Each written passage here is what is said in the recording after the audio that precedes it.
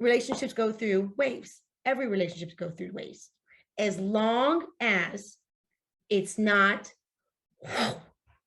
depleting you and making you absolutely miserable. That's different. That's a different wave. Okay. So let's go to trust. Okay. So we already know. So we're going to get to know someone for the very first time. We know that one of the things is we're just going to slow things down. Honestly, we're just going to slow things down. We're going to get to know someone. We're going to take our time and we're going to get to know that person. And during that process, I want to explain something to you guys. Get in front, when you're getting to know someone, get in front of their people. Okay.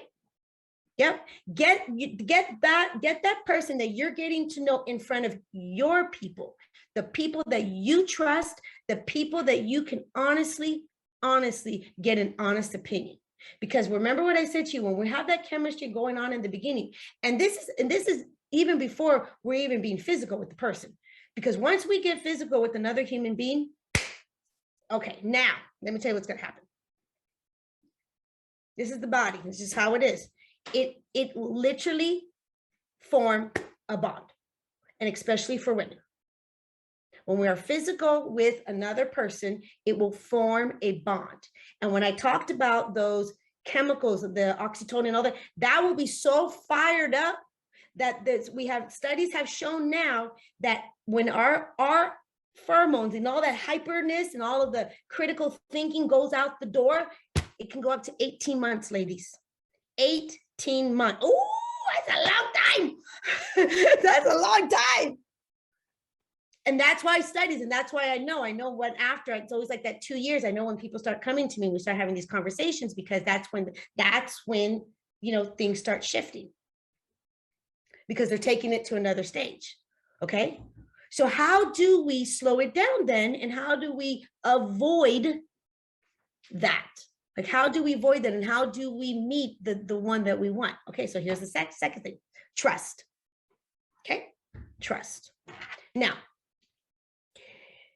I'm going to tell you guys a little story. I'm going to kind of help you when it comes to trust and what I call the trust picture.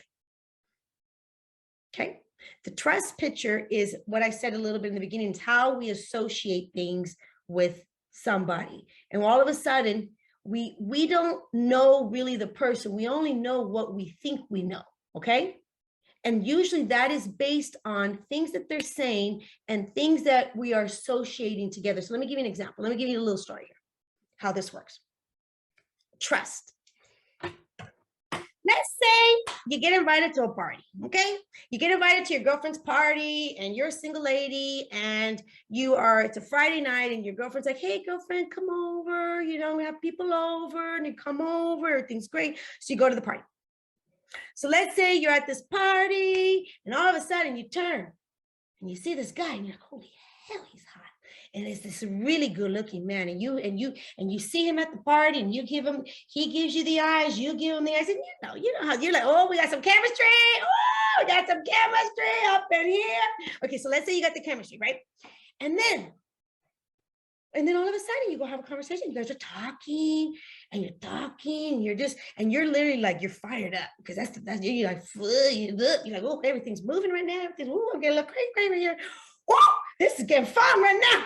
Okay, so now you're having this conversation. No, seriously, you're having this. This is how it goes. You know how this is true. This is real. This is real. This is real life here, ladies. This is true. Okay, so then you're like having this conversation with this guy.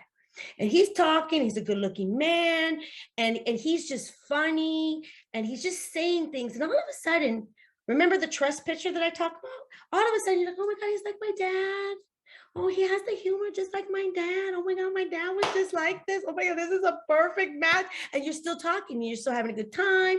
Everything's great. And then all of a sudden you're like, so what do you do? What do you do for, what do you do for your free time and stuff like that? And then all of a sudden the guy says he goes to church. You're like, oh, he goes to church? Oh, he's a good guy. All of a sudden you think, oh, he's a good guy. He's like, yeah, I go to church on Sundays and stuff like that. And you're like, oh my goodness, the guy goes to church. He's obviously a good man. You're happy. You're like, okay. And then you say, well, what do you, babe? Babe. What do you do for a living? And then the guy says, I swear to God, he says to you, remember, he's good looking. He's going to church. He says to you, I'm a pediatrician. Oh, hell, that's it. He's a pediatrician. He loves children. He loves children. He's a pediatrician. He's good looking.